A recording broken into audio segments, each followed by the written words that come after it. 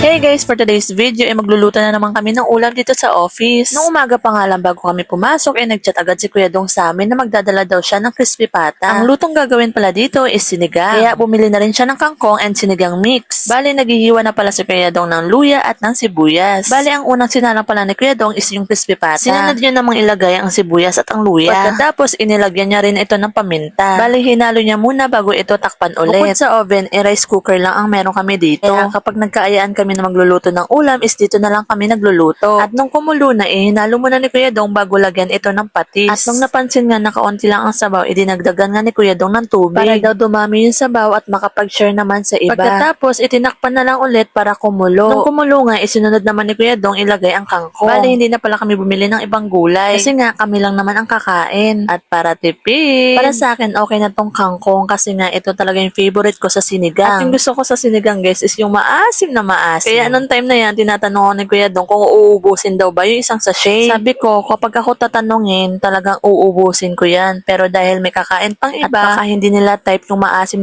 na sinigang. At maya-maya na nga lang is naluto na rin. Pagkaluto nga saktong alas 12 na rin, kaya eto kakain na kami. Bago nga nagluto si Kuya Dong ng sinigang, inagsaing siya muna. Dahil nga may natira pang bigas. At dahil wala silang baon na kanin ni Mamean, kaya ayun, nagsaing siya. Pero ako may baon akong kanin. Kasi nga, bukod sa nagsasaing ako bago ako pumasok, para pag uwi ng asawa ko, may makakain din siya agad. Dating gawin, kaming apat ulit na magkakasabay kumain. Kapag talaga may sabaw guys, talagang ginaganahan akong kumain. Bale, yung crispy pata is libre na pala yun ni Kuya Dong. Din ang pinaghatian lang namin is yung mga sahog. Pag ganito pala is nakakatipid kami kaysa bumili kami sa labas. Minsan natatagal lang kami kumain kasi nga chumichika pa.